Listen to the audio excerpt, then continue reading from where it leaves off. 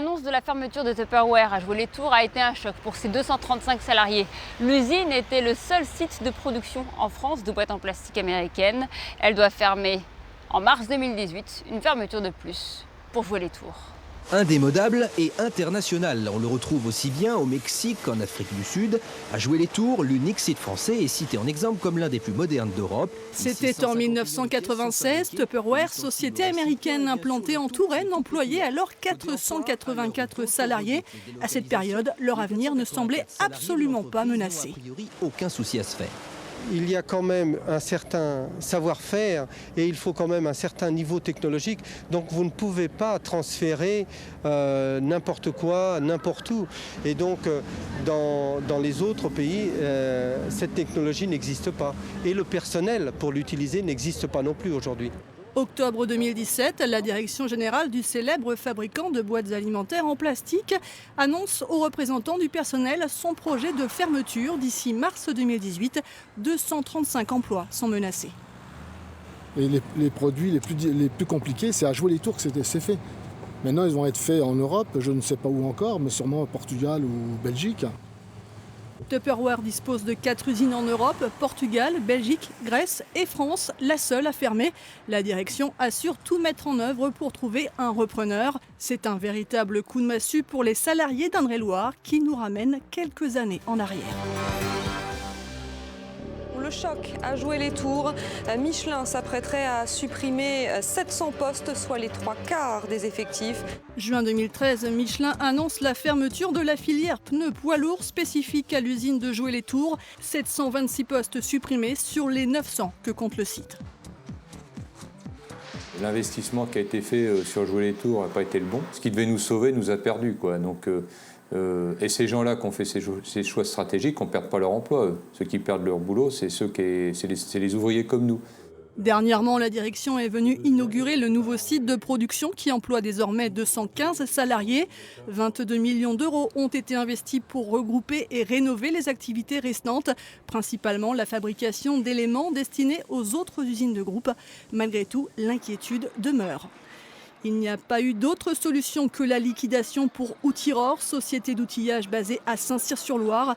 Plus de 240 salariés licenciés en fin d'année 2016. Aucun des repreneurs potentiels n'avait réussi à convaincre le tribunal de commerce d'Orléans. La fin d'une histoire.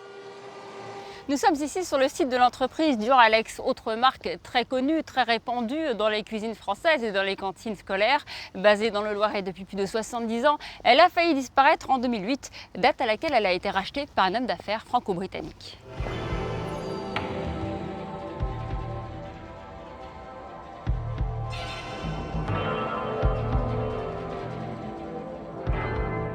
C'était pas facile au début. Hormis les problèmes qu'il y avait dans l'usine, il y avait aussi les problèmes géopolitiques. On a pris cette affaire en juillet 2008. Et quelques semaines après, il y avait le subprime.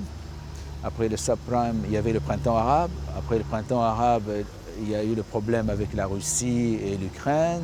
Parce qu'on travaille dans presque 100 pays, mais 80% de notre chiffre est à l'export. Alors on a eu tous ces problèmes qu'il fallait qu'on surmonte, et en même temps d'investir lourdement dans la boîte. Tous ces tas, qu'est-ce que c'est? C'est du recyclage?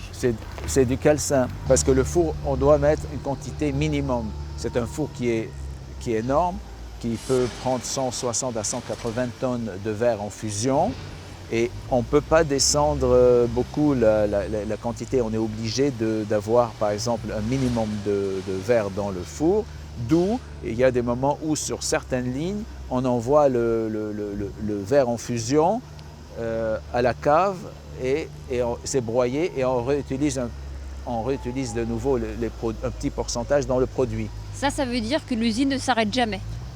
L'usine travaille pendant 24 heures sur 24, pendant 10 ans sans arrêt. Anthony Ananias, là c'est l'extérieur. Est-ce qu'on peut aller voir comment ça se passe à l'intérieur de l'usine? Allez, on y va.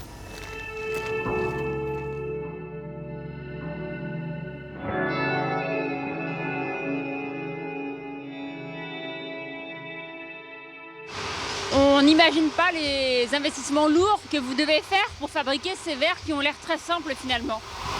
Oui, contrairement à ce qu'on dit, c'est une technologie, ce n'est pas aussi simple que ça. Le dernier graveur, c'est le four et les annexes qui vont autour du four.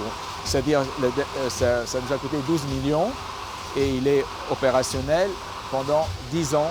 Combien de verres là qu'on voit derrière vous? Ça défile, vous en produisez combien par jour?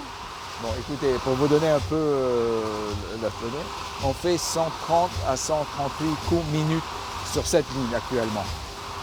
138 verres par minute? Oui, sur cette ligne uniquement. Le verre Picardie est le plus grand succès de la marque. L'entreprise en vend 15 millions chaque année aux 4 coins du monde. Son atout, sa robustesse. Il est 2,5 fois plus solide qu'un verre classique. Il faut avoir un savoir-faire, il faut être verrier de nature. Heureusement que nous avons une équipe qui sont là depuis, ils ont des parents, des grands-parents qui travaillent dans la boîte et ce sont les enfants qui ont pris la relève. C'est un savoir-faire de Duralex, c'est le verre, ça ne s'approvisionne pas, c'est pas aussi simple que ça.